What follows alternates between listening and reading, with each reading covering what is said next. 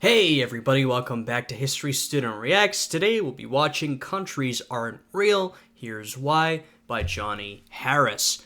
Now we haven't done a reaction to Johnny Harris before, and I'm not super familiar with him, but of course I see his videos here and there. Seems to make a lot of videos on politics, current events, history, and this one popped into my recommended feed, and it caught my eye. Now I imagine this video will be about nationalism and the idea of the nation, which is a topic which I'm not an expert in, but it does interest me, so I figured this would be an interesting video to talk about. So, before we jump into this one, I'd appreciate it if you guys would leave a like, subscribe, and check out my Patreon, which is linked down below. Now, with all of that out of the way, let's get right into this reaction. Our world is built on an idea. It's an idea so powerful that we fight and die for it. We draw our maps around it. It shapes our politics and forms the basis of our very identity, who we think we are. It's an idea so pervasive that you've probably never even stopped to notice how weird it is. Because here's the thing, this idea is completely made up. And even though it might feel like it's been around forever, it's actually newer than you think. This is true. I mean, look around the world. We live in a world dominated by the nation state, right? Everywhere you look, we have nation states. There are some exceptions, but they are pretty rare. And this is not the natural order of things, right? It hasn't always been that way. But looking around the world today, you might think it's always been that way, which I think makes it an interesting topic to sort of dig into and examine, which I'm hoping Johnny's going to do throughout this video. That idea is called the nation.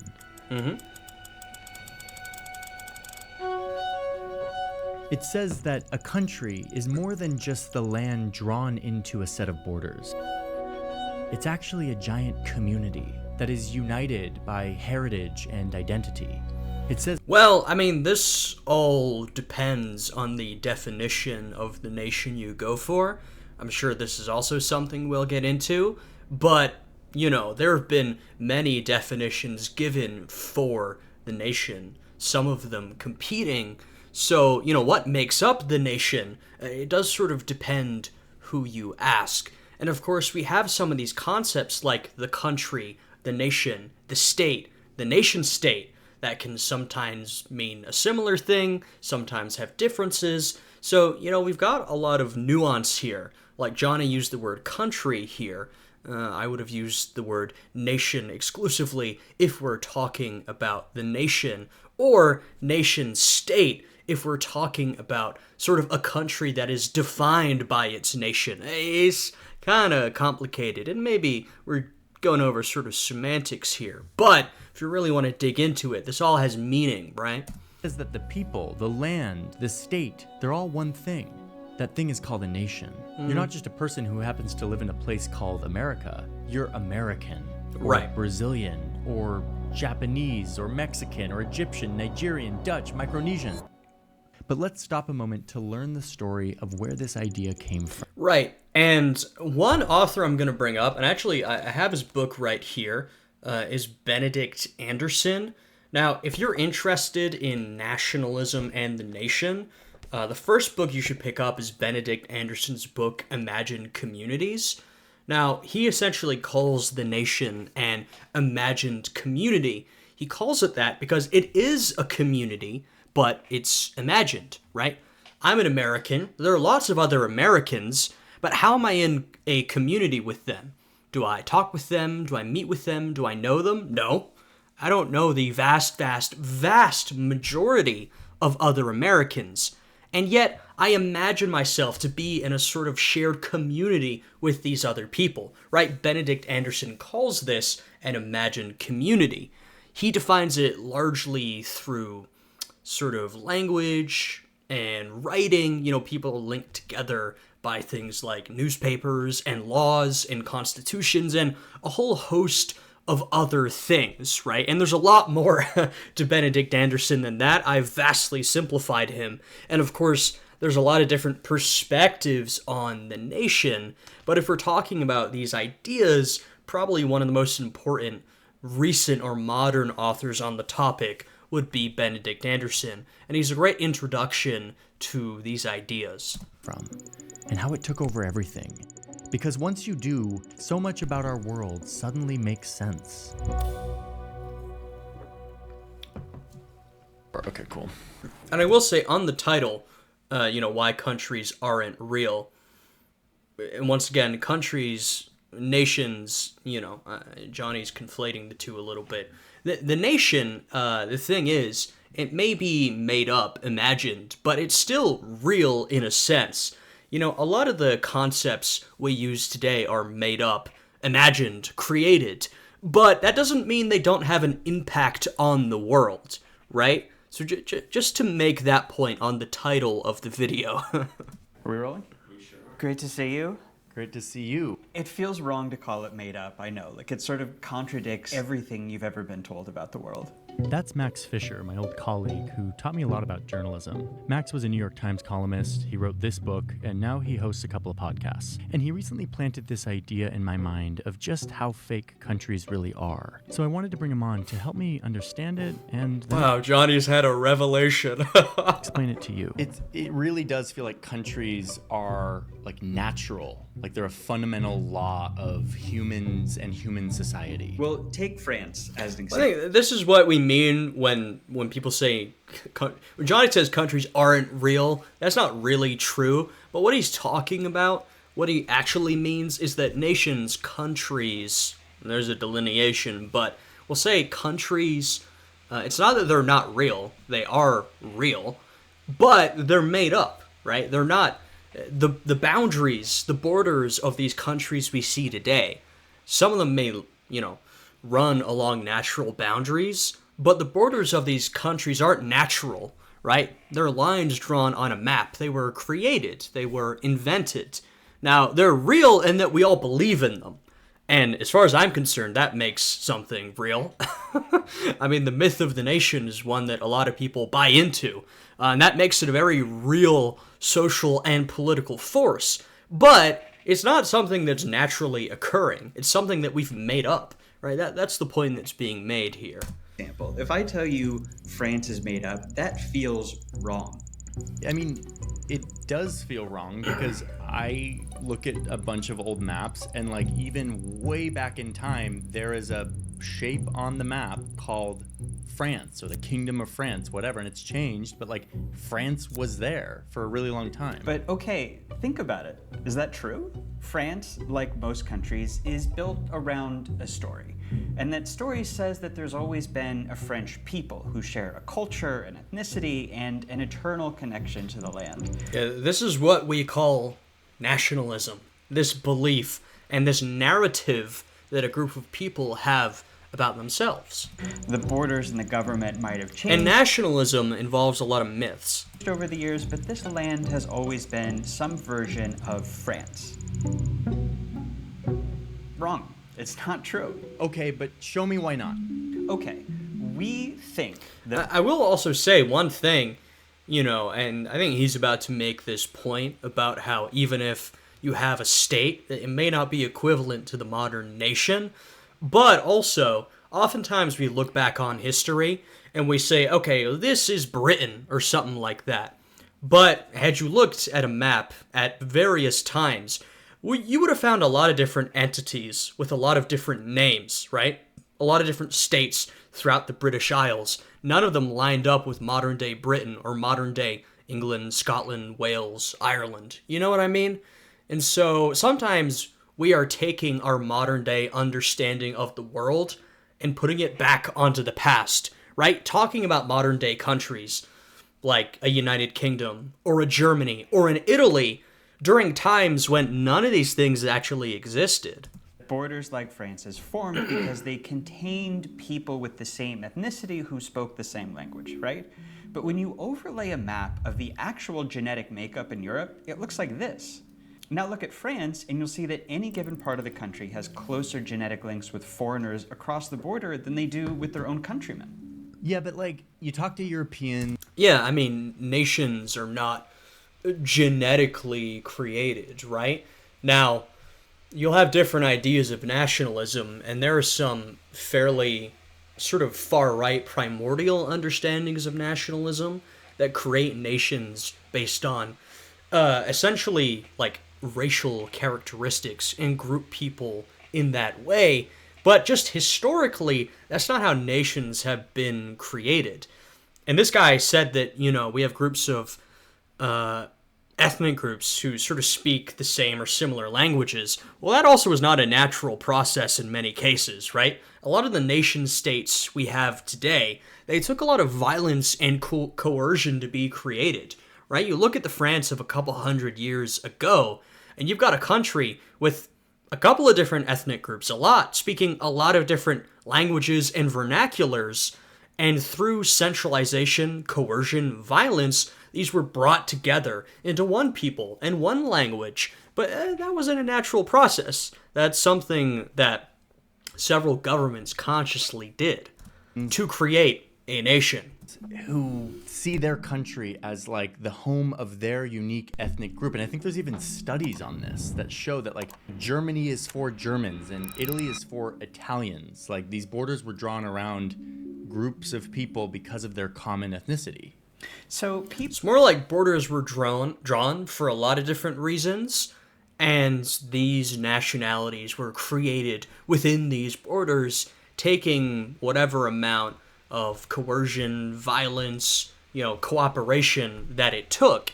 Now, once again, there is an American, a German, an Italian, right? These are real because we believe them to be real, but they're not these primordial, ancient, existing groups. They were created, essentially, through conscious effort that people took. People from certain areas might share certain traits, like red hair, for example, but look at a map that shows the distribution of red hair, and you see stuff like this never lines up with national borders. Okay, so countries aren't correlated with ethnicity, but what about like language? So today, sure, people within these borders predominantly speak one language, but this only happened really, really recently. Here's a map of languages in France as of the Right, this is what I was saying. early 1800s. Only the people in this one area spoke something close to modern-day French. Right. Most people in France spoke something else and had for hundreds of years. Right, and so, you might be able to see where this is going, right? This is more familiar to modern-day French. This is our center of power. And so, the center takes the periphery and tries to centralize everything, right? Tries to standardize. Tries to wipe out all these different regional varieties. There's a sort of famous book called Peasants into Frenchmen by Eugene Weber, or Weber, I don't know. And it's essentially about there's this idea that, the French Revolution comes, and you have modern nationalism, and you create the French nation. And there's parts of that are true. But this book, Peasants into Frenchmen, Weber talks about how even following the revolution, the nation sort of had to be molded and crafted and created. And the book is about a study of how these different peasants throughout France had to be crafted into Frenchmen, by repressing their original languages and ethnic identities and regional identities and bringing them into line with a sort of unified French identity and French language. And this is done through, propaganda, through education. Education's a big one, right? Teaching everyone the same language, through literature, through a lot of different things, right? So that's another book that's related to all of this. Wow, that's surprising to me that there were a bunch of different languages within today's France. So people living in this land were culturally and genetically fractured. That's what these maps show. And they spoke a bunch of different languages, but they still belonged to one big political entity. Like there was a France here. Again, I've got this tool and I scroll all the way back to the 1200s. And I see a thing called the Kingdom of France, ruled by a king who was apparently ruling people who lived on all of this land. So wouldn't these people be considered French? Isn't this proof that countries have existed for hundreds, if not thousands of years? Actually, no, not in the way that we mean countries today. For someone Yeah, once again, we're having some difficulty with this word country Here, which is I'd rather they use the word nation because that's what they're talking about. A country can't exist for as long as a sort of single political entity exists, you know? And it depends, you can define this in different ways. Like, some people will, you know, they'll make cutoffs for France when you have the different republics. You know, your first, second, third, fourth French Republic, whatever. And these will be different polities, though there is some sort of continuity between them. Now, it's fair to say that the Kingdom of France we're looking at now is very different than the modern country of France today. These are different political entities. But what they're really talking about here is the nation, right? And if you look at that, you know, you would have had a lot of people who lived in this kingdom, right? They would have been subjects of the king, but they would not have shared a national identity with each other.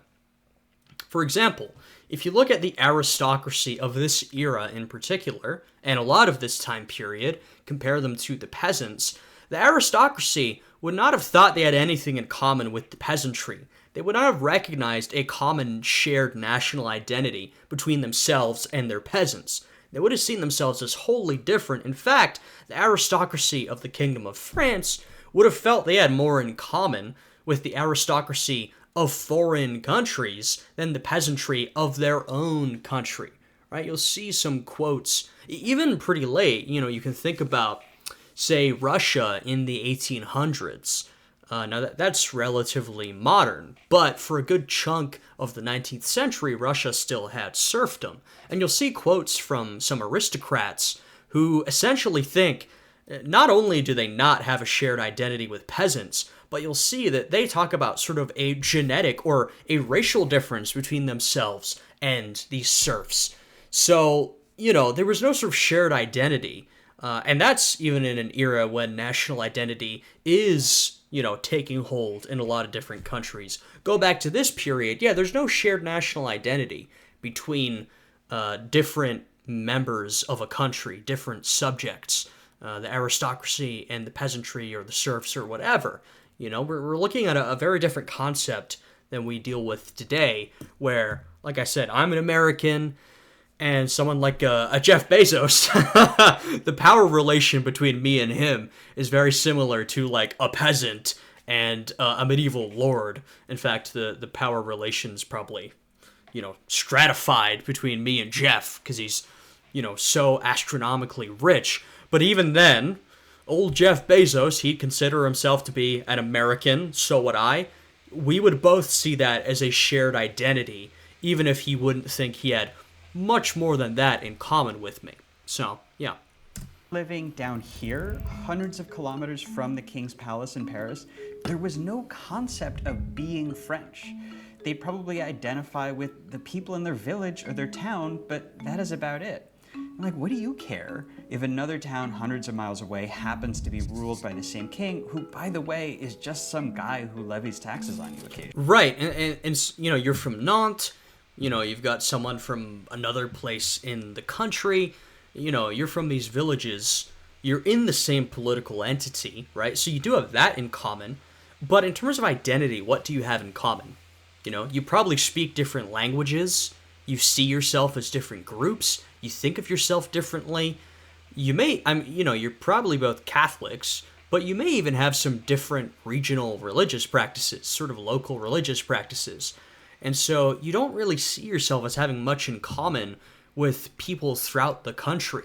You mostly think of yourself as belonging to the village or maybe the sort of ethnic linguistic region that you come from. I think language is a massive, massive part of this. When we talk about these developing ethnic groups and nations, language is a big one. Like I said, when we talk about the development of the modern nation or the modern nation state, which is sort of happening at the same time, one of the big things governments do is unify language, try to centralize, get rid of different regional dialects. And that's because identity can often be formed around language. And so that's a big one. Okay, so French Doesn't have to be, but often is. people at this time were more like subjects who happened to be ruled by the same person living in a faraway capital. Yep. as opposed to today where countries are more like one giant club where we all feel unified and we're willing to die for a national story. I mean, that's an imagined community. We all feel unified. We all feel like we're part of the same thing, even if, I don't know Johnny. Johnny doesn't know me. This is an imagined community, one might say. Old Benedict Anderson. Right, and borders used to fluctuate all the time. Yeah. If you lived up here and you're... This is true. I mean, today, there are certain parts of the world where borders still fluctuate, but overall, borders are pretty stagnant. Today you live in the United States, or you live in France, or Germany, or wherever, there's a pretty good shot that you're gonna live in the same country throughout your life. If you stay in the same place, I mean, right? You're born in France today, probably when you die, it'll still be France. But that's not the case for most of history, right? Borders are changing, getting pushed back and forth constantly. And so what it means to be part of England versus part of France often just means that you're paying your taxes to a different source. It might not mean a whole lot for your individual identity. Maybe it'll mean some new policies, but also remember, for most of history, governments didn't do a whole lot apart from tax and make war. We have our sort of modern welfare states today, and they do a lot of intervention, but that hasn't been true for a lot of different states throughout history, though there are exceptions, of course. Your town switched from the French king to the English king. Did your identity suddenly flip from French to English too? No, you're still just a farmer from a village trying to scrape by. Okay, so that's France. There was divided languages and ethnicity. And France is often an example a lot of people go to, partially because of things like Weber's Peasants into Frenchmen, or there's a guy called Ernest Renan, What is a Nation? He's a sort of famous thinker who opined on this idea of nationalism and the nation. He's very influential. So a lot of these ideas will be centered around France. France has been the source for a lot of this study, which is why it's the first example they've gone to, because a lot of the literature is on France. But of course, this is not France specific. These arbitrary borders and not really a sense of unified France. But what about elsewhere? Is this happening everywhere? That's everywhere. Okay, but what about China? China was a place where you had a powerful imperial government. They were proud of their identity. They saw themselves as the world's central civilization. When I look at Chinese history, there seems to be this cultural identity that lasted and still seems to last into today. So that version of ancient Chinese identity that you're referring to, that was felt strongly among the political elite in the capital, but basically nowhere else. Most people under their rule did not speak Chinese and did not think of themselves as Chinese. The borders were always shifting and even sometimes split between rival empires, which meant there was no fixed sense of what constituted the Chinese people or Chinese land. So actually very similar to the French story. So let's get back to that. If I look at my little time lapse of maps... Yeah, we covered China quickly, then got right back to France, because my guess is that a lot of people here are not that familiar with Chinese history. I mean, I'll admit to that myself. That is not an area of my expertise. So I probably wouldn't be willing to make a whole lot of claims about China and Chinese identity. But I will say, you have an entity that's lasted for that long. You're going to have a changing identity over time, different ideas of who you are and what your nation is, if you even believe in that. And as you saw, you'll even have changing borders there with people slipping from one state into another.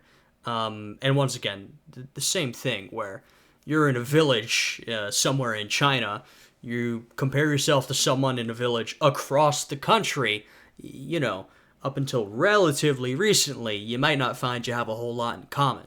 Eventually, the shape of France does turn into France, the France that we know today. Mm-hmm. How does that happen? A big Revolution. step in that direction, and this applies for China too, is by becoming an empire. Ah, okay. Empires. Yes. I know empires. That's something that I've actually looked quite a bit into, and I want to kind of approach the imperial history of France and Europe and the world, but through this lens of it was very fractured, and sort of see where it goes from there. Napoleon. Wait, before we go on, I'm flying to Saudi Arabia tonight, literally in a few hours. And one Okay. of the big issues that I face when I travel is staying connected on my phone. It's pretty expensive to just... All right, this is looking like an ad, so I'll let it play through. I got Johnny's video linked down below, so go give him a like, subscribe, check out his sponsor, show him support for making this video that we're reacting to. A moment ago, right before filming this, went on to Airlo and found Saudi Arabia and went through a literal 90-second sign up and checkout process where I was able to purchase a large data pack and get this QR code. At the moment I land in Saudi Arabia, I scan this and set it up on my phone, and boom, I will have access to high-speed data, a lot of it. And I got it for a really affordable price. If you travel, you should definitely download this app to be ready next time you land in a new place. Having high-speed internet on your phone is so important when you're traveling, at least for me.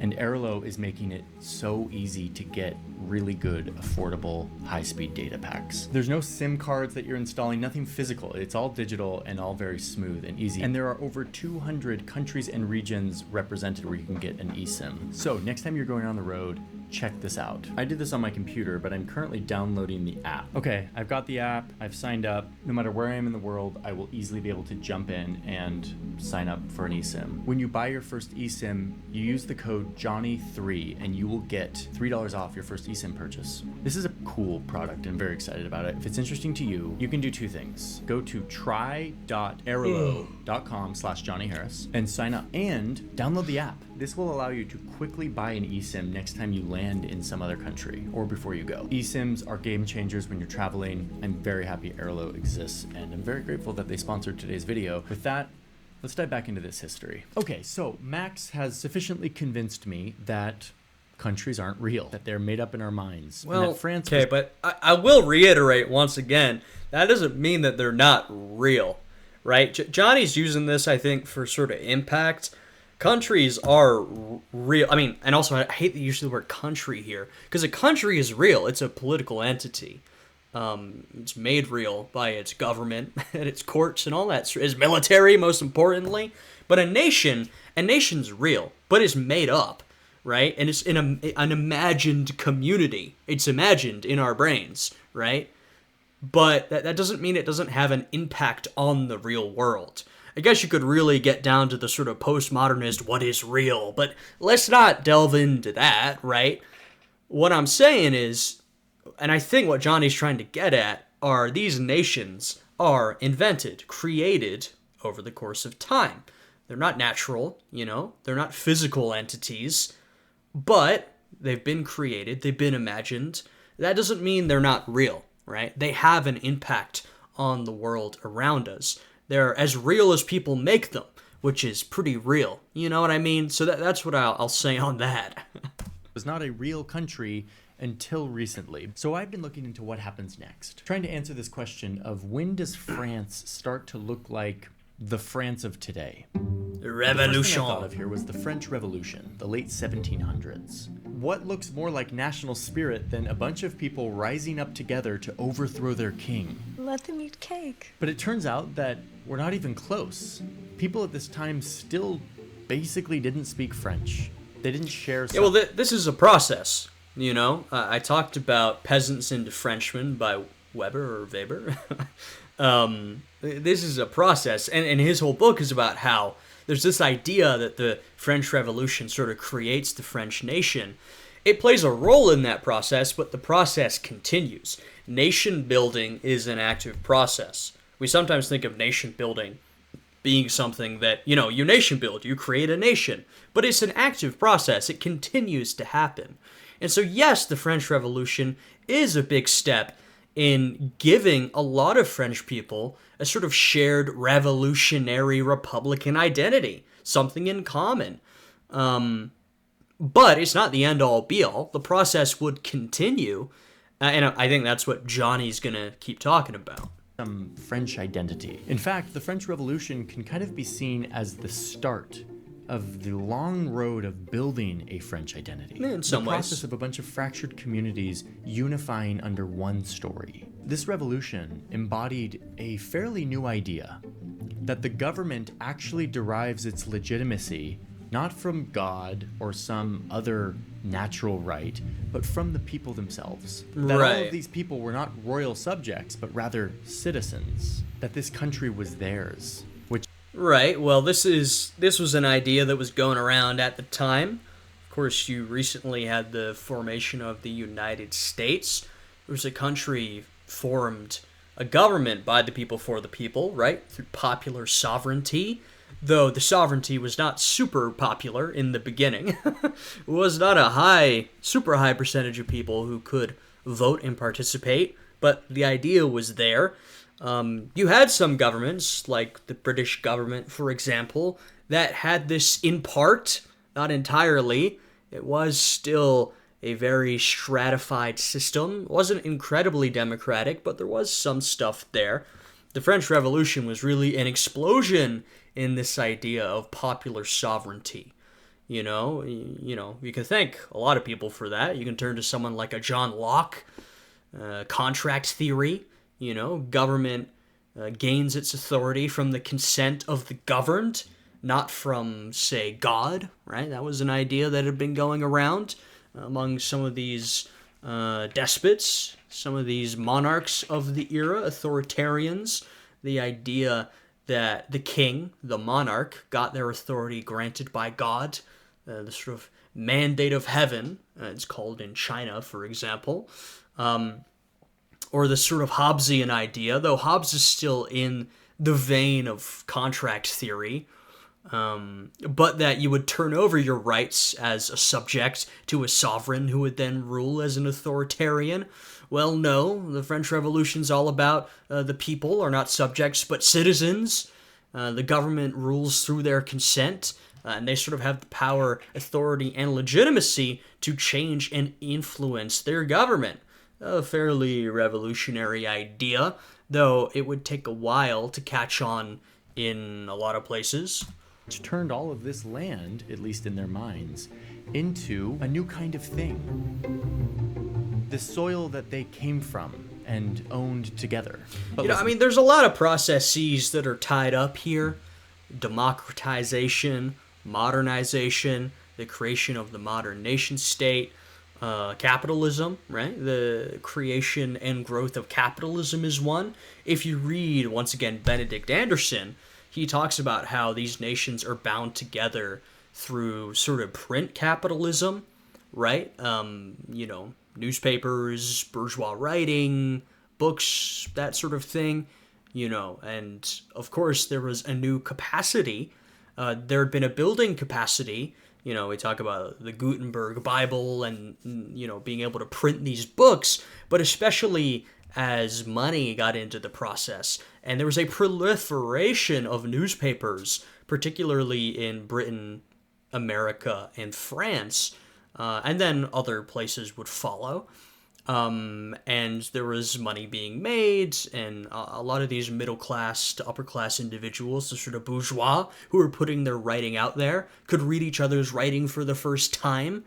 And things like laws, legislation, constitutions, rather than being sort of this, internal thing for the government, were now being printed, stuck up everywhere, released in newspapers, printed for the mass reading public, who could now read, right? The public, now a lot of members of the public were able to read, right? So you've got an evolution in a lot of different things that really kick off a lot of these changes that we would see in sort of the... you never want to give a starting point, but largely we're talking 1700s onward, right? We see a lot of political upheaval at the end of the 18th century.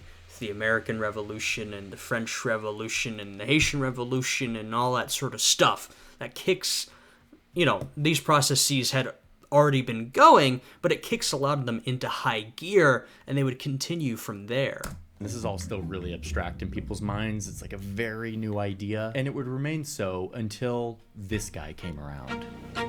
Good old Napoleon. Napoleon Bonaparte advanced the process of turning France into France perhaps more than any other French person. Remember how France looked like this? Well, Napoleon started to make it look a lot more like this. He rallied the people around this new idea of patriotism, complete with symbols and songs and art that emphasized French greatness, the idea that we all belong to one giant tribe. This idea was further cemented when Napoleon recruited men from all around this country. Yeah, well, the revolutionaries had created these national symbols. Where did national symbols come from? Where they're created. The revolutionaries had created a lot of these national symbols, officialized some of them.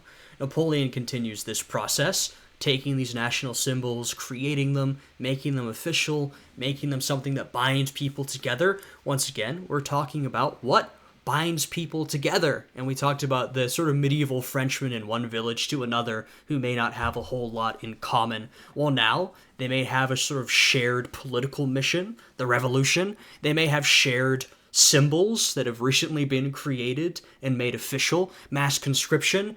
Now you from this random village and you from this random village, you've been conscripted. You're out there in the same battalion. You've got that in common. We'll see other things, but the creation of a modern, centralized, state-run secular education system gives everyone the same education, teaches them the same language. You've got these things in common, right? So you're seeing how this nation is built as time continues in this purposeful process to bring people together.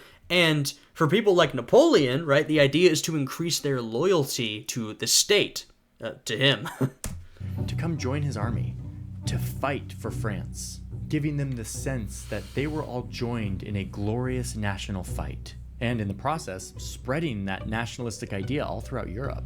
Napoleon did something else that was very important, and you can see it in this painting. Instead of pledging loyalty to the Pope, as European kings had always done, here he is crowning himself. The Catholic Church at this time had been declining in power, and Napoleon was sidelining it in favor of himself. Yeah, well, this was a pretty big deal, right? Because it's reminiscent of Charlemagne being crowned.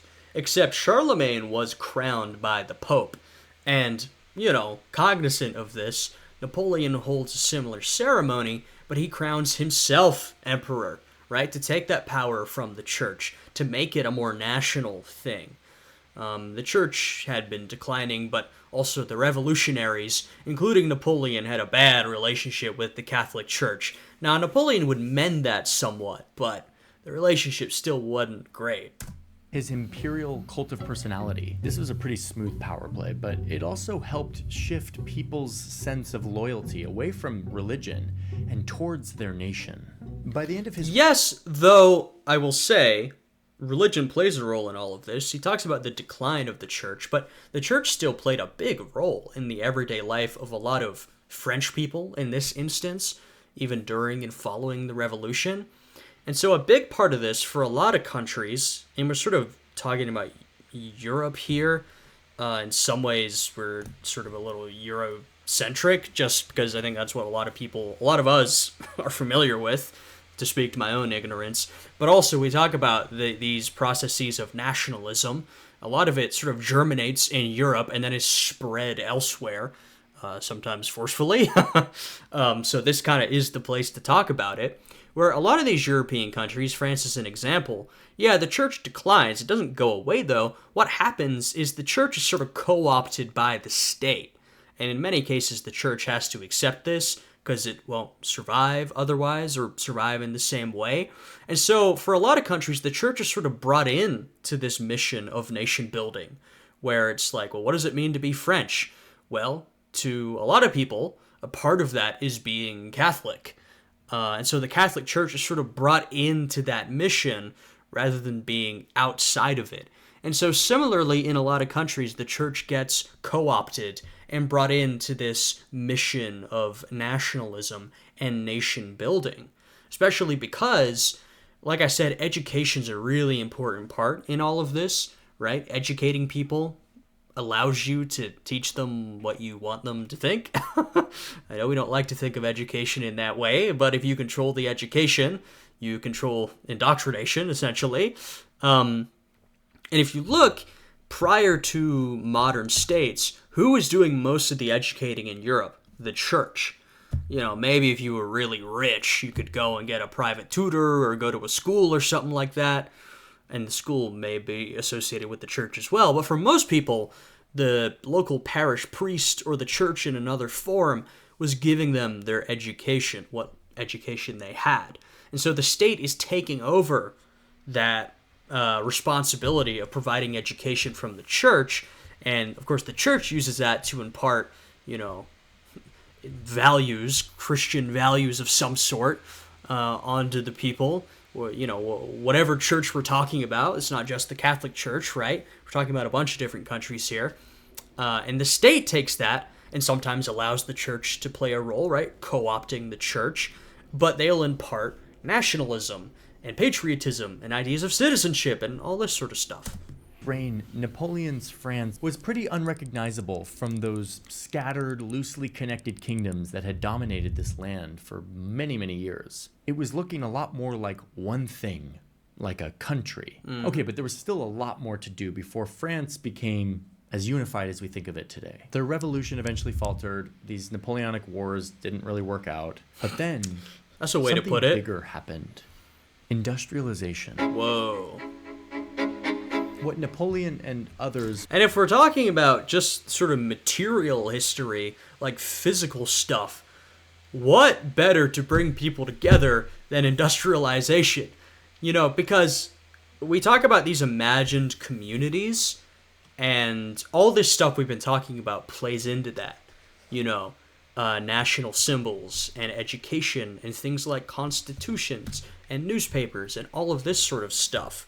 You know, Benedict Anderson would tell this narrative a little different than Johnny's telling it, but, you know, that's great. You know, everyone can have their own opinion. There's lots of different ways to frame this. But if we want to talk about, like, just literally physically bringing people together as a community, industrial factories are sort of the number one way to do that.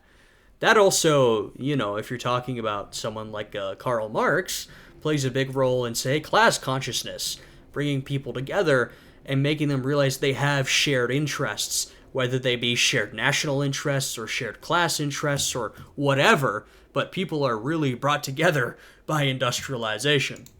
Previously had done had helped unify France kind of mentally, psychologically.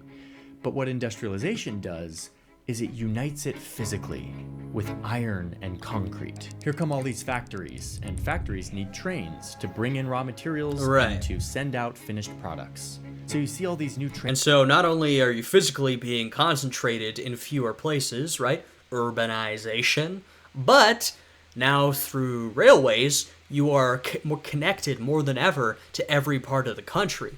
So while, you know, back in the day, you're a peasant over here, you may have never seen a lot of this part of the country. You know, it takes a long time to travel on horse or foot or, you know, horse and cart or whatever. But you've got a train system. You can hop on a train, be on the other side of the country pretty quickly. Maybe at this point it may have taken days, but that's fast compared to the past. And that would only get faster. Train networks that put France's towns within just a few hours of each other, interlinking communities that had always been separated by distance. You know, if we think about somewhere like the United States of America, right? So the United States of America had a revolution, if you don't know, and then it decided to be one independent country. Now, and we had the Articles of Confederation and then the Constitution. Like I've been saying, constitutions can bring people together and create national identity. But we don't think about this now, but there's a possibility that the colonies of the United States, what became the United States, could have just gone their own ways, become independent colonies. Now, there's a lot of reasons that didn't happen.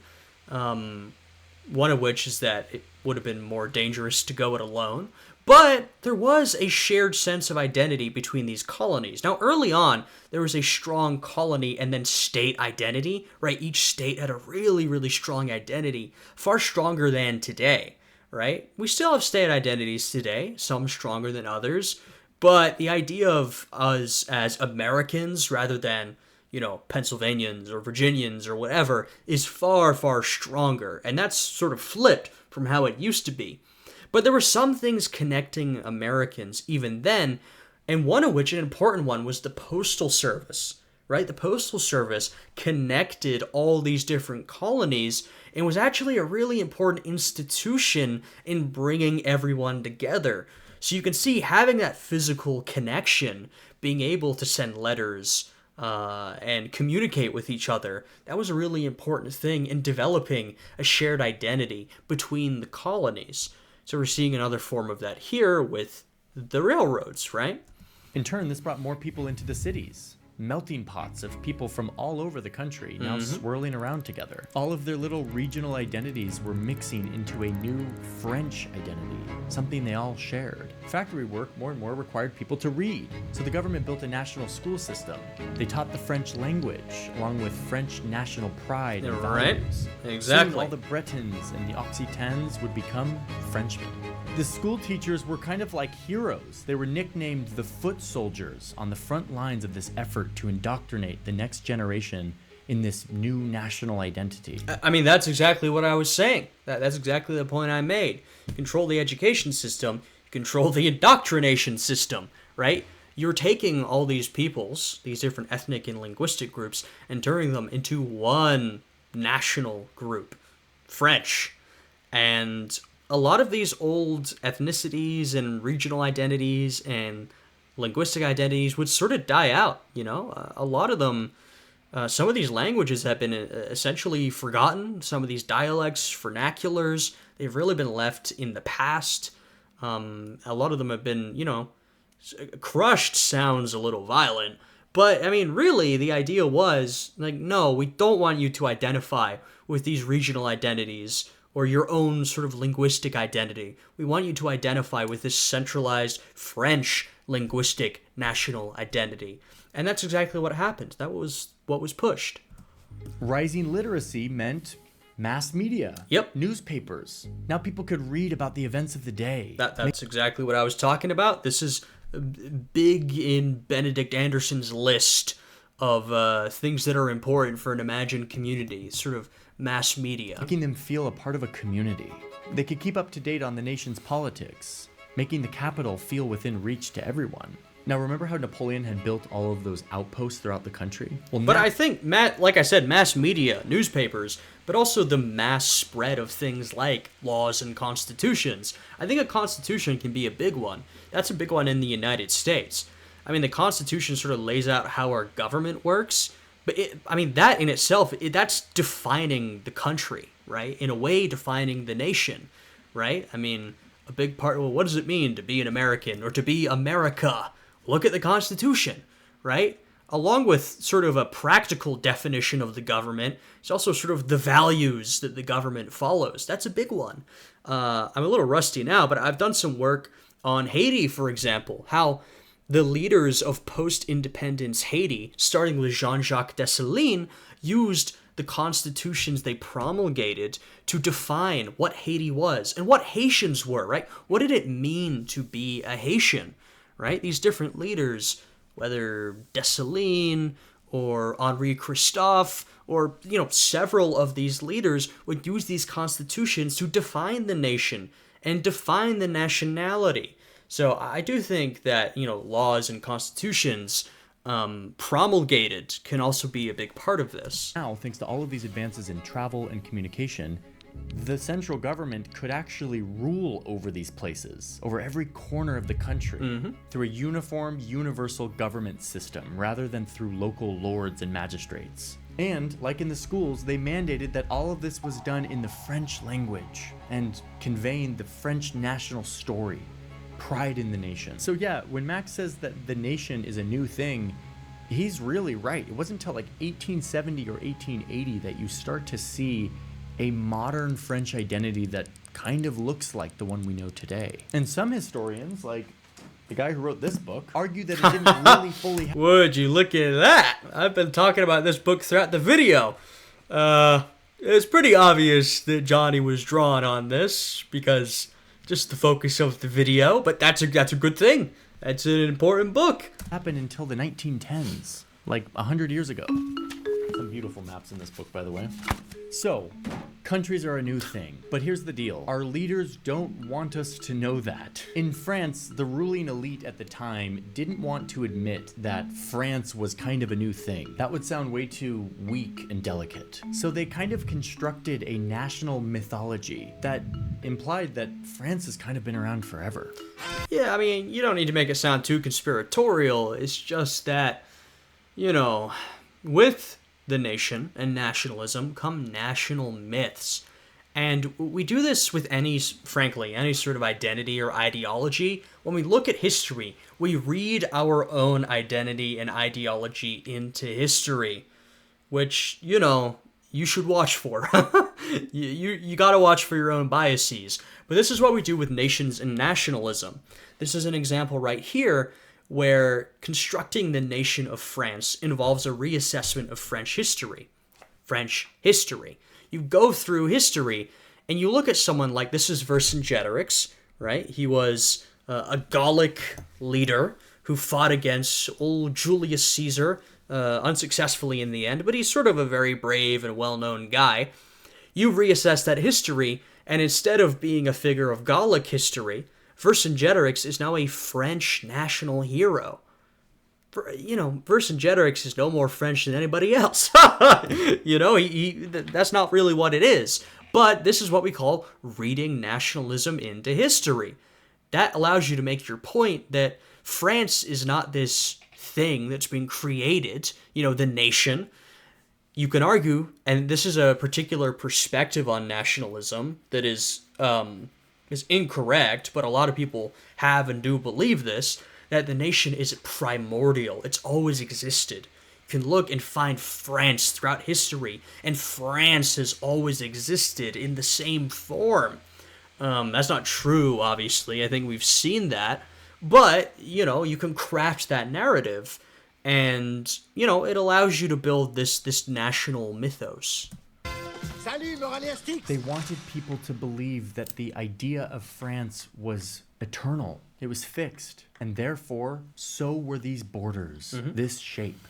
That was a much more compelling story that created a sense of loyalty and patriotism among the French people. Whoa, Johnny. And it totally worked. This idea spread not just in France, but throughout this whole continent. In Italy, it began when an ambitious rabble-rouser set his followers marching on Rome. Well, I mean, we've gone straight to Mussolini, but, remember that, say, during the time of the French Revolution, Italy's not a thing. There is no country of Italy. The Italian peninsula is broken down into a bunch of different states. And only in the mid-1800s, due to an upswing in nationalism and a couple other reasons, only then does an Italian state form, right? So that's a very real impact of this growing nationalism and this growing idea of nation. And you get an Italy, and then later in the 1800s, you get a Germany. There hadn't been a German state, a unified German state. There have been a lot of different German states. And there was a growing German identity, once again, similar to Italy and similar to France. But unlike France, right, France has a state. So it becomes a nation state. Well, Italy and Germany, they have a nation. They've created one. They have an imagined community. They don't have a state. And so they need a state. Every nation has a state or needs a state. That's sort of become a central belief of sort of the modern world view. I don't know what you want to call it, but the idea of self-determination is the idea that, people need a state for themselves, aka a nation state. So that's sort of a defining view of the modern era. And so the Italian people, well, they need a nation state, they get a state. The Germans, and they don't just get it, they fight for it, obviously. Like I said, this process of creating nation states takes a lot of violence and coercion. Germans, same thing, you get a Germany. And it takes, we've seen how some of that coercion happens in France, but, even more so if, say, look at the case of Germany and look at the case of the, German state. And they had a lot of, for example, Polish people within that state. What did they do to them? Well, mainly try to crush their ethnic identity and, if possible, remove them from the country, right? So you got a lot of coercion and violence in order to create a nation state. But this is what happens. And of course, we know that's already pretty bad, in my opinion, to make a moral judgment. But we know the depths of where this nationalism leads are things like the fascist movements of 20th century Europe and Japan. Don't leave out Japan. And so that's where sort of intense far-right versions of nationalism can lead us. And eventually, our entire world would be built off of this idea. It's an idea that sort of germinates in Europe, catches hold, and then Europe essentially imposes it everywhere else, right? Because Europe conquers the world. I guess Western powers, you can include like America in that, but you know what I mean. These powers conquered the world through imperialism. They create these colonies, and they sort of impose these national identities onto these peoples throughout the world who had different identities beforehand. And then they impose these, and these people learn from the Europeans. And so when colonization ends, when we get to decolonization, a lot of the peoples in these colonies now have this idea of nationalism and want a nation for themselves. And so sometimes it's more bottom-up, where they fight for a sort of nation-state rather than some other kind of arrangement. Some other sort of independence, I mean. The nation-state's the only way we order the world today. And so sometimes it's more bottom-down, right? Where Europeans come in and they draw lines on the map and they say, this is this country, this is this country, this is this country. And you have maybe an ethnic group or some sort of group that previously was united, now gets split into different countries. And now you have different nationalities forming, right? So this idea of the nation and nationality gets spread everywhere. Happening all over Europe. So France's nation building really seems like it was top down. Was it like that everywhere? It's a lot of both top down and bottom up. So yeah. Napoleon had spread these ideas as he'd conquered. Yeah, this is not... I think I've talked a lot about the top down aspect, because I do think that's where a lot of the power is concentrated. But of course, there's a big bottom up aspect as well. I mean, we talked about, say, these newspapers. I mean, some of these are promulgated by the state, but a lot of these are written by some of those sort of middle to upper class intellectual types I talked about. These national movements, say, in Italy and Germany, these are mass movements. They're very popular. So there's a combination of top down and bottom up. Across Europe. And as that way of thinking sunk in, more and more people wanted a nation. People all over Europe staged this wave of revolutions that mostly failed, but got people animated to fight for what they... 1848 is what he's talking about. These were a large wave of liberal and often nationalistic revolutions across Europe that saw mixed success in the end, sort of fell off, sort of failed, but led to greater popularity of these ideas and bigger changes down the road. They saw as unrealized national homelands, and some fought wars of independence or unification that did eventually create nations. Italy, Germany. Okay, like Italy eventually did that, right? It was super fractured, seemingly, and then it all comes together. Yes, though even when Italy finally unified in 1861... Wait, 1861? That's so recent. Oh, it gets even wilder. Only 2.5% of people in the New Italy even spoke Italian, and almost none of them even thought of themselves as Italian. Yeah, once again, similar case to France. You've got a country, a political entity, but the people within it have got a lot of different identities, languages, vernaculars. Same deal in Italy. Well, that's a problem you can solve with nation building. One of the unification leaders has this famous quote that I love. He said, "We have made Italy, and now we have to make Italians." Yep. Wow. So how do you do that? How do you make Italians? It was mostly the same as in France. Schools, national administration, industrialization, and a lot of national myth making. So what I saw was that France doesn't finish that process until like 100 years ago, like 1910. Was it the same? Well, I would say the process is never finished. This is sort of the point I made earlier, but the process of nation building, of imparting ideas of nationalism and citizenship and national symbols and mass media and all this sort of stuff is never done. So to say the process finished, but I know what Johnny Harris means. He means that, it became sort of recognizably what we know today. But I'd make the case that nation building is never over. It's always happening. For Italy? Italy started even later, and it was not as industrialized as France had been, so it went much slower. Even by 1950, only 20% spoke Italian, and people mostly identified with their regional language or with their city and not with Italy. That only really changed with the first national TV channels in the 1960s. There was even this famous TV show, It's Never Too Late, that taught people Italian. Non è mai troppo tardi. Non è mai troppo tardi. All of which is to say that this process of internal nation building, of becoming a country, can take like a century, and it's all really recent. What's crazy about this is once you start to really get your head around the national myth, you kind of see it everywhere. And you start to see how much it has influenced our modern. Well, of course it's everywhere. Like I said, look around the world today. What do you see? You see nation states. I mean, there's some exceptions, but largely the map of the world, land, is covered with nation states. So of course you see it everywhere. History. Identities that have led to war and conflict all over the world. So let's go back to Europe really quickly. And I will say, a lot of those exceptions are stateless people who would like a nation state. So even then. A few more, like Germany. Germany unified in like the 1860s and 70s.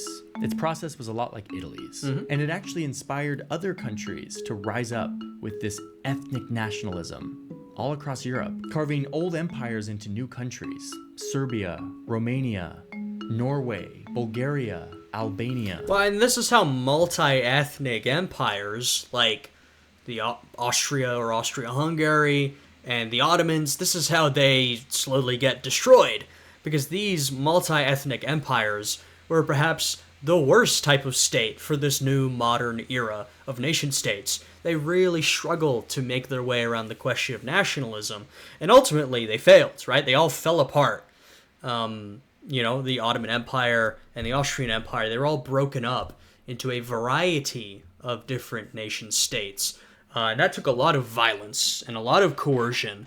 You can look at the Balkans in particular. The Balkans was a region that was very ethnically mixed. You had a lot of different mixed populations throughout the Balkans. And so to create these nation states, it took a lot of ethnic cleansing and purging and deportation and violence and massacre, right? You have things like population exchanges from Turkey, which arose after the fall of the Ottoman Empire, and Greece, right? There were a lot of Turks in Greece and a lot of Greeks in Turkey, like a lot. And they decided to have a population exchange. And they were not the only countries to do so. And of course, you can imagine the sort of hardship that brings about, right? And so you see a lot of that kind of stuff. That's what it took to achieve the modern nation state. A lot of them followed a similar template. But the invention of all of these new countries was kind of like a powder keg that eventually exploded into the First World War. The winners got together and redrew the entire map around the national idea. One nation for one people. The idea is that this would kind of create peace, because if one people were just in these boundaries, then there would be no need to fight wars. Right? Wrong. Because borders were never going to be perfect. Well, and this idea was really cemented post-World War I, with the treaty and Woodrow Wilson's, 14 points? I'm not sure if I got the number of points right, but self-determination was a big thing, right? The idea was that, like I said, if you're a people without a state, you should get a state, right? And so it'd already been pretty popular, but from that point onwards, it's like essentially been a part of international law, you know? Like, stateless peoples want to achieve a state. That's sort of a very widely, globally recognized idea. Drawn around a people. Like, this is Germany's border, but this is where all the German speakers are. You can see they don't line up. So instead, all of this redrawing of borders led to ultra-nationalists rising up across Europe on promises to conquer the land that they considered rightfully theirs. Right. They want to take that territory that have the ethnic group that dominates the nation state. We have this idea of revanchism, which is reclaiming territory you believe to be yours. Yeah, this is a big part of World War II, of course. You know, Hitler does the Anschluss, right? He combines with Austria, and he takes territory from Czechoslovakia, the Sudetenland, that was comprised of a lot of ethnic Germans. He does this, well, a lot of reasons of power, I think played a big role, but reasons of nationalism, right? He wants all this territory that has ethnic Germans in it. He wants it as part of Germany, the state of Germany, right? This is an idea of nationalism. Which led to yet another world war. And this gets to the dark side of the idea of a nation. It very naturally breeds the persecution of minorities. Because well, yeah, I mean, the idea of the nation and nationalism are inherently exclusionary, right? Now, that's not... I mean, look, it's hard to say that's not necessarily a bad thing with images of, like, the Holocaust on the screen, but all that means is that if you're gonna have a nation, a nationality, then you need some people who are not part of the nationality. It's that simple, right? To define something, you need to define what isn't that something. Now, the problem is, in a lot of these countries, like I said, they were very ethnically mixed. And so these countries define themselves around a certain nationality. And oftentimes, these nationalities were based on ethnicity. Now, that doesn't have to be the case.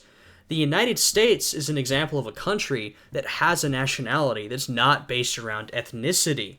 Some people would like to make it that way, but it's not, right? The idea of being an American, there's no American ethnicity. But a lot of these European countries, like German nationality, was very associated with the German ethnicity. And so if you're someone who's excluded from that group, you're not part of the German nationality, you're not part of the German ethnicity, then you essentially, the idea is you shouldn't be part of the nation state. So something must be done with or to you, whether that be to deport you, to deprive you of your rights, to kill you, right? All these things were on the table, and this is, this is what happened, right? I mean, this is a very extreme form of ultranationalism, but this idea of exclusion is inherent to nationalism, just definitionally. If a nation is supposedly defined by its shared ethnic identity, then anyone who is not in that majority identity is an outsider. Right. They're a threat to the character of the nation. Now, of course, the national identity, the national character, the ethnic identity, all of this was made up. But boy, did people start to believe that it was real. Fascists would go on to murder millions in the name of nationalism. Well, I mean, this is why I'm saying it's as real as people think it is. It has an impact on the real world. An idea that was basically invented 70 years earlier. So we've been talking about Europe, but things like railways and mass media spread around the world, and so did the idea of a nation. Just like in Europe, communities tied by language or history started to think of themselves as nationalities, ready to fight for nations of their own. Oftentimes, this happened in places where people were forced together by arbitrary... Like I said, these ideas spread around the world, partially due to the ideas spreading through media and people reading about them and picking them up and things like that. But the ideas also spread because the imperial European, etc. powers forced them on to a lot of the people around the world who, like I said, you had groups of people who had nothing to do with each other who were then forced together into one nationality. And I mean, you see the consequences of that today. You have I see it right on the map, a country like Nigeria, for example.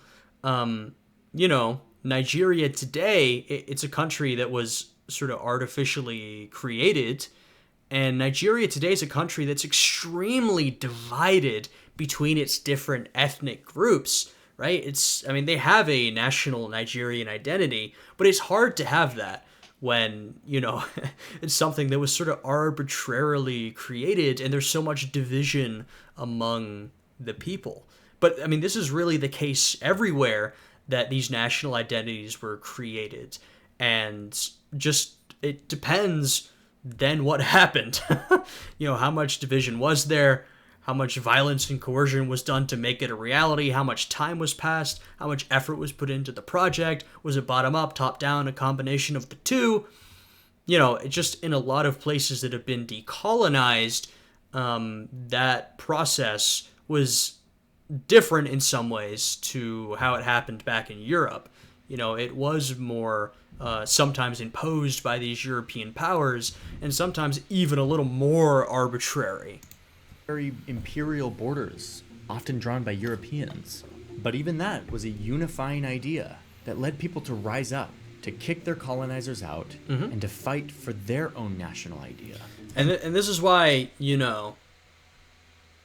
of course, the depths of ultranationalism have been extremely violent and horrifying, and it is inherently exclusionary, but that does not necessarily need to be a negative thing, because any identity is going to be inherently exclusionary, right? Because if you have an identity that includes everyone, that's everyone.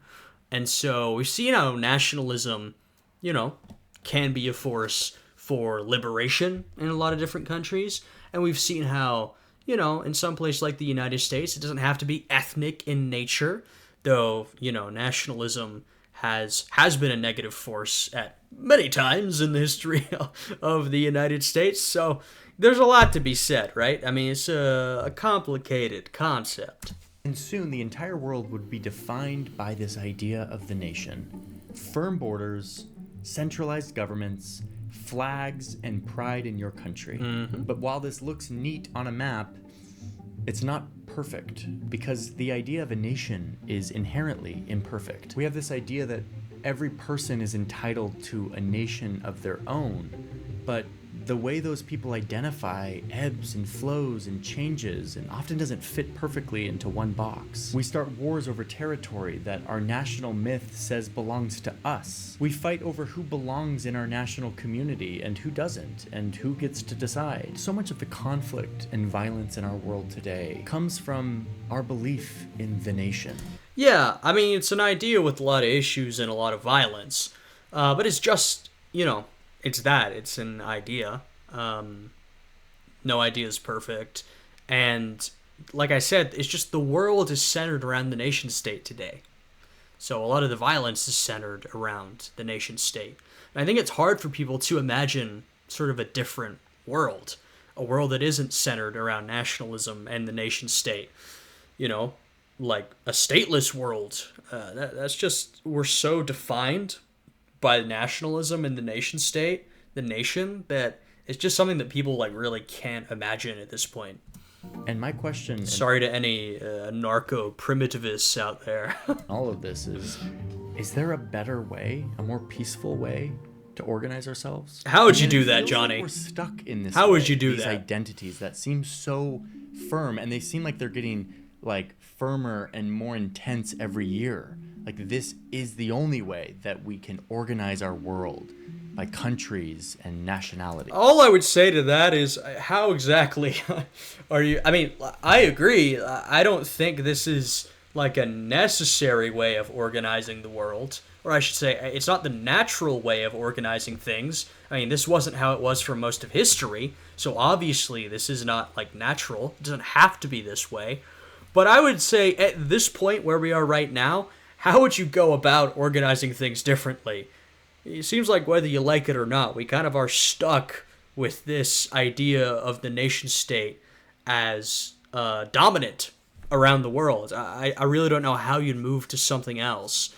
at least not in the sort of foreseeable future. I guess I guess sort of supranational organizations like the EU and stuff like that is sort of a step away from the nation state. I suppose that's the only like practical sort of. It's not even really an alternative because it doesn't.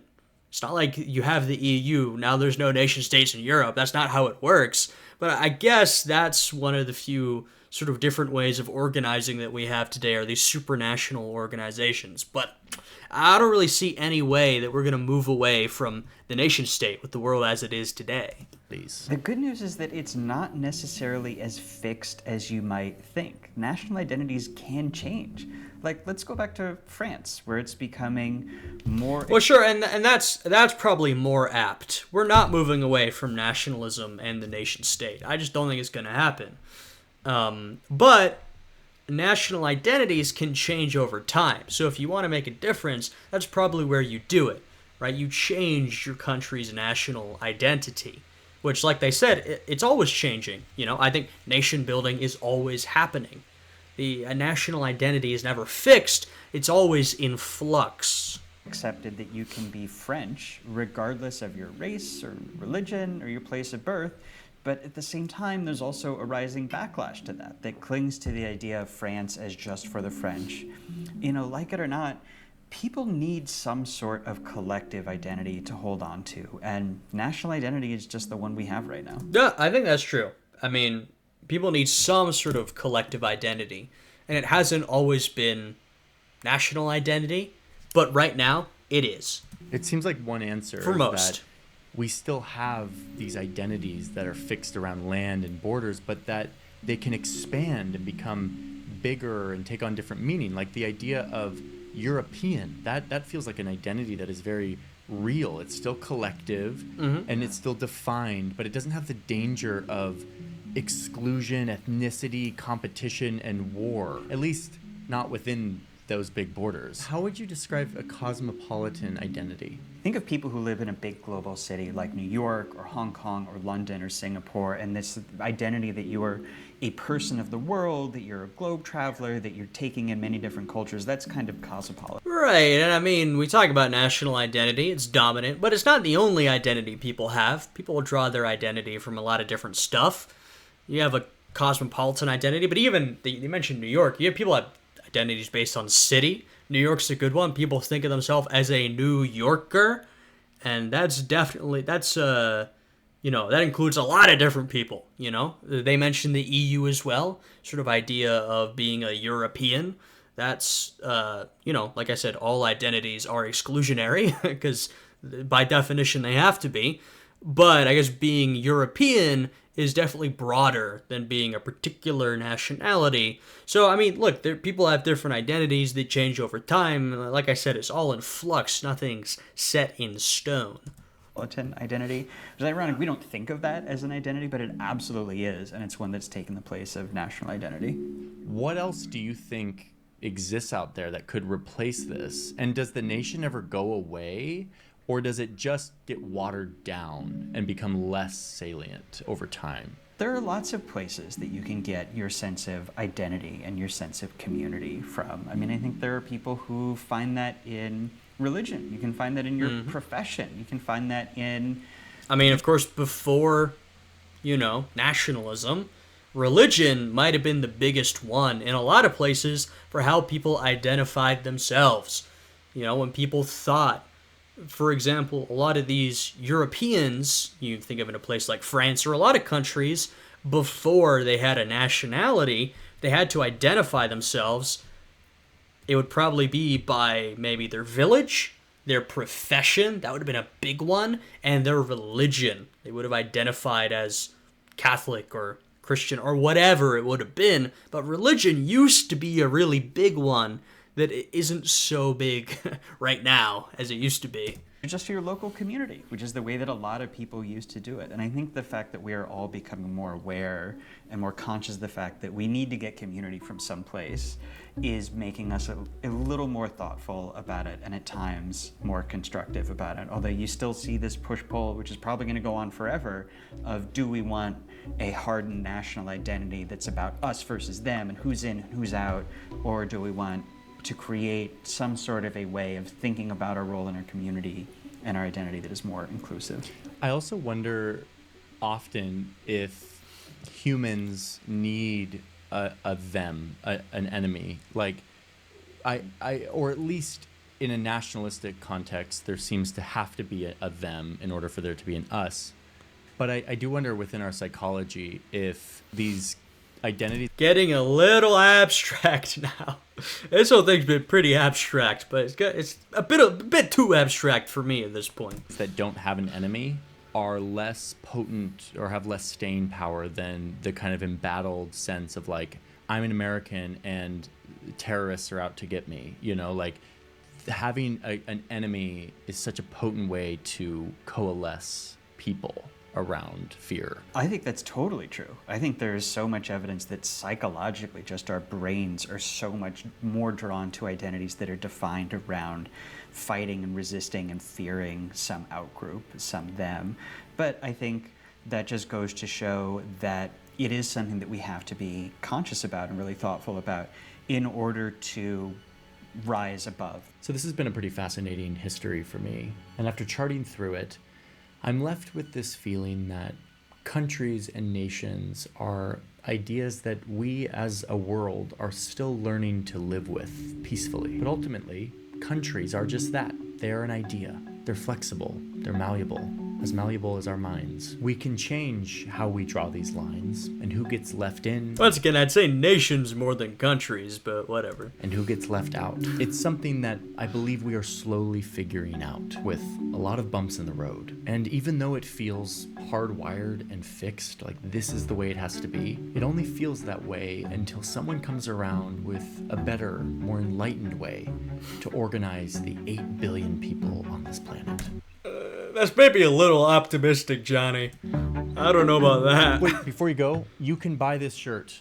If you're... All right, yeah, go follow his link. I've linked his video down below. All right, well, that was a good video. I liked that. I don't know, I don't know about like the yap sesh at the end. I could have gone without that. And, I think sometimes some of Johnny's word use, I would have preferred something different. Sometimes our perspective differed a little bit. But largely, I thought that was a pretty good video. I mean, it was interesting. It feels like the kind of video I would have made when I was taking, like Nationalism 101, poli-sci at college. But, certainly interesting. A lot of interesting stuff to talk about. I was brought back to my old poli-sci days, which, I'm very rusty on today, but there's still some stuff going on up there. So yeah, that was an interesting one. A bit different than what we normally do, but hey, I just saw it on my recommended, decided to give it a shot. So if you guys enjoyed this one, I'd appreciate it if you'd give it a like, subscribe, all that good stuff. I hope you guys are all having a good day today, and I'll see you all again tomorrow. Goodbye.